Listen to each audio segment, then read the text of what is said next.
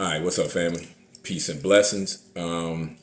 This particular video is going to be shared on my YouTube page as well as my TikTok page. So if you are new to the channel, as far as on YouTube, make sure you subscribe and hit that bell so that way you can get any of the new content that I put out. If you are on TikTok, then I would like for you, if you want to keep viewing my content, travel on over to YouTube. You can find me at Hakim Muhammad 007. That's spelled HAKIMMUHAMMAD 30, not 35, but 007. So that's how you'll be able to find me, just in case if they do decide to let this version of TikTok go, then you can cross on over to YouTube and still get my content. So with that being said, let's go ahead and get into the subject matter. So I've been seeing a lot of videos and hearing a lot of people talk about we're going to boycott the holidays. And they're talking about boycotting the holidays because of all of the things that's been going on in this country as far as, politically, economically, socially, but more in particular, politically and economically. So that's going to be a tool that black people are saying they're going to use to put pressure on the United States government. And I've also seen videos where there are some white people who are saying that they're going to stand in solidarity with black people to help back that process. So with that being said, my view on this is I think this shit is laughable. And the reason why I say this is because of this. If we travel back to the Montgomery bus boycott, did it change some things? Yes, you won a battle, but you did not win the war. And that's the same thing here. You may win a battle, but you're not going to win the war. So what do I mean by that? When we travel back to that particular time period with the Montgomery bus boycott, back then shit was segregated. So desegregation came to the point where black people and white people were able to ride on the same bus. But the thing is, it did not change the way the people viewed you. It did not change the economic disparities as far as the wealth gap between black and white. The only thing they did was socially, they quelled the thought process of black people to the point where they felt like, okay, change is coming, change has been done, and now we can be in the same zone as Caucasians. And that shit was basically a dream, because at the end of the day, they still control shit. They still control the economics. They still control the fucking transportation. So what should have been done and what should be done now is, if you're going to boycott not for a certain amount of days, a certain amount of weeks, or a certain amount of months, or maybe even 2 or 3 years. Boycott indefinitely. Take your resources, take your manpower, take your intellect, and use that to create your own system. That way, you don't have to keep worrying about if they're going to fuck you in the end. Because if we look at the history of this country, as far as on a political level and on an economic level, number one, on a political level, they're always going to remix the laws to the point where it's going to benefit them and not benefit us. Number two, economically, they're going to make sure that when the dividends are paid out, they're going to get the majority, if not all, of those proceeds. And at the end of the day, we're still stuck broke, outcast, and looking like fucking fools, because we're looking at this thing from a social point of view, from a mental point of view, as far as how someone treats you, versus looking at it from a broader spectrum to where we include how they treat you from a social point of view that's dealing with mindset, meaning how you think, as well as looking at the money part. And that's the reason why when other immigrants come over here, they study the blueprint that the colonizer has already laid out, and they're able to use us as a come up to get paid, be prosperous, and at the end of the day, For the most part, not all of them, but a lot of them are like, fuck you, black people. You need to do what we did to come up. But the thing is, we have done that. We are constantly doing that. But there's always some type of opposition to come along to tear that shit down.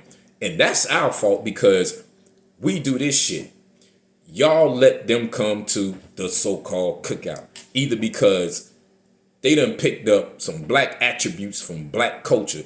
Either the motherfuckers can sound like they black, look like they black, dance like black people, whatever the case may be. If it is remotely connected to you even resembling what black people do, you're the coolest motherfucker on the planet. I can hang with you. Let's bring them in. And that's always been our fucking downfall, because when that shit is switched, those people that I'm talking about, 9 times out of 10, they don't do that shit.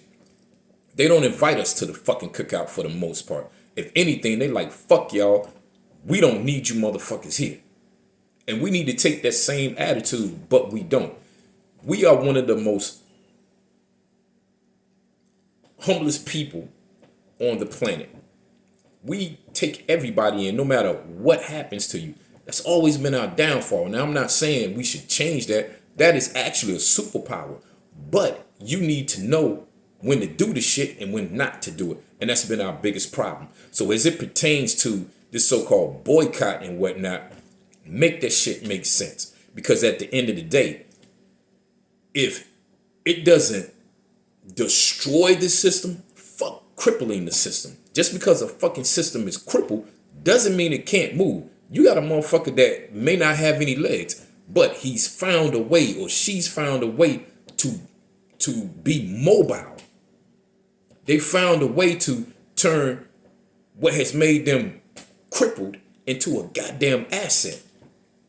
So when you apply that to what we're talking about now, even if you hurt the business, like Target, for instance, Target has lost a lot of sales, but they haven't gone out of business. They're going to go back, re-examine the situation, restructure everything. That business is not going nowhere. They don't fucking need black people to keep their businesses going. We're not the only motherfucking people in this country. So when y'all are like, oh, we're hurting them. Yeah, you may hurt them, but you haven't killed them. You haven't destroyed them. The business is still standing. And there are going to be other people that are going to go there and do business with Target, as well as black people who are not going to take heed to the things that you have been trying to put out, as far as not dealing with these people, not supporting their business. Still going to be black people that are going to support it, because they're going to be like, I don't give a fuck what y'all say. I'm not into that shit. I don't think that way. And I'm not going to do what you're talking about.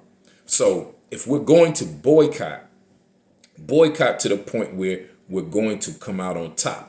And if you're going to boycott, that money that you're not going to spend with these so-called businesses and whatnot because of the holidays or whatever the case may be, take that money and, number one, pour that money into black businesses that are actually supporting the black community.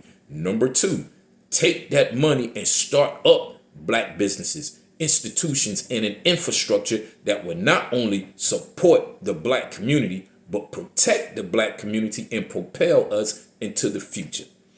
That is how we get back on top. And the last thing is this: when it comes to the political structure, fuck the goddamn laws, man.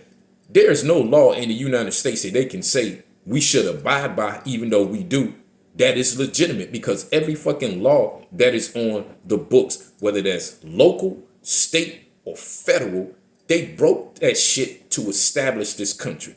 And then turn around and tell you, you can't break those goddamn laws, but they broke every one of them goddamn laws to establish their reign on this particular part of the world. But what we need to do is take a page out of their book. You can create laws. You need to create your own goddamn government. Why would you want to be under the rulership of a motherfucker that's always been your goddamn enemy? That makes no sense. The way you get power is by creating a system that is counter to the system that you're in, that is causing your downfall. And you make that system either on the equal playing field, or you make it rise a level above that system to the point where you don't need them. And that's always been our problem. So now I've given you a solution to the problem, but I also had to beat you in the head with the reasons why we don't get ahead, because you keep doing, or we keep doing, the same shit over and over and over, expecting different results. And according to psychology or sociology, as it pertains to how people think individually and think on a group level, that's the definition of insanity. And I think at this point in time, I think we're tired of being insane. I think now it's time to be a sane person and move forward, so that what we build, we leave that for the generations to come. And with that being said, I am out. Peace and blessings. Be safe over this particular time period that we're dealing with as far as the holidays. And stay tuned for the next video.